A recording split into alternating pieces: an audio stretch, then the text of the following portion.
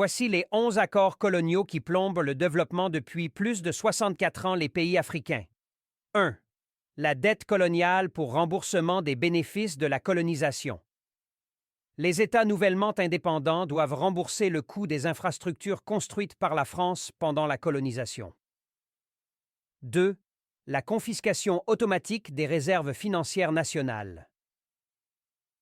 Les pays africains doivent déposer leurs réserves financières auprès de la Banque de France. Ainsi, la France garde les réserves financières de 14 pays africains depuis 1961. Le Bénin, le Burkina Faso, la Guinée-Bissau, la Côte d'Ivoire, le Mali, le Niger, le Sénégal, le Togo, le Cameroun, la République centrafricaine, le Tchad, le Congo-Brazzaville, la Guinée équatoriale et le Gabon. Ainsi, la gouvernance des politiques monétaires reste asynchrone et incomplète du fait qu'elles sont pilotées directement par le gouvernement français, sans aucun lien avec les autorités financières des pays tels que la CEMAC ou la CEDEAO. Ainsi, du fait des conditions qui lient les banques des zones économiques et financières, elles sont obligées de garder 65% de leurs réserves de change dans un compte d'opération tenu par le Trésor français, ainsi que 20% supplémentaires afin de couvrir les risques financiers. De plus, les banques des zones CFA imposent une limite de crédit à chaque pays membre équivalent à 20% des recettes d'État de l'année N1. Bien que le BEAS ou la BCEAO ont des possibilités de retrait supérieures auprès du Trésor français, ces retraits doivent faire l'objet de l'accord du Trésor français.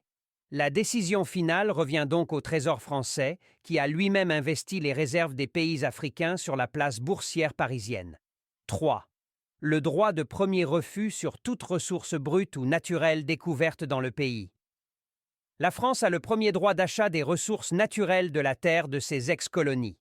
Ce n'est qu'après que la France ait dit « Je ne suis pas intéressé » que les pays africains sont autorisés à chercher d'autres partenaires. 4. Priorité aux intérêts et aux entreprises françaises dans les marchés publics et appels d'offres publics. Dans l'attribution des marchés publics, les entreprises françaises ont la priorité sur l'attribution, même si les pays africains peuvent obtenir un meilleur rapport qualité-prix ailleurs. En conséquence, dans la plupart des ex-colonies françaises, tous les leviers économiques des pays sont entre les mains des expatriés français. En Côte d'Ivoire, par exemple, les entreprises françaises possèdent et contrôlent tous les grands services publics dont l'eau, électricité, téléphone, transport, ports et les grandes banques. C'est la même chose dans le commerce, la construction et l'agriculture. 5. Droit exclusif de fournir des équipements militaires et de former les officiers militaires des colonies. 6. Le droit pour la France de déployer des troupes et d'intervenir militairement dans le pays pour défendre ses intérêts. En vertu de ce qu'on appelle les accords de défense attachés au pacte colonial, la France a le droit d'intervenir militairement dans les pays africains et aussi de stationner des troupes en permanence dans les bases et installations militaires entièrement gérées par les Français. 7. L'obligation de faire du français la langue officielle du pays et la langue pour l'éducation.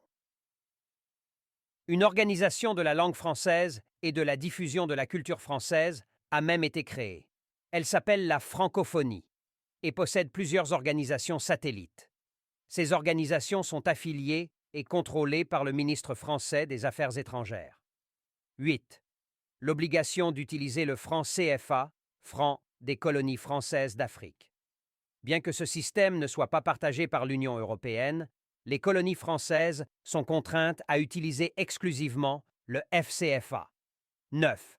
L'obligation d'envoyer en France un bilan annuel et un rapport d'état des réserves, pas de rapport, pas d'argent. 10. Renoncer à toute alliance militaire avec d'autres pays, sauf autorisation de la France.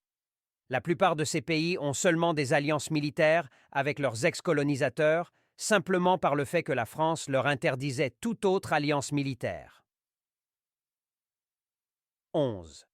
L'obligation de s'allier avec la France en cas de guerre ou de crise mondiale. Plus d'1 million de soldats africains combattus pour la défaite du nazisme et du fascisme au cours de la Seconde Guerre mondiale.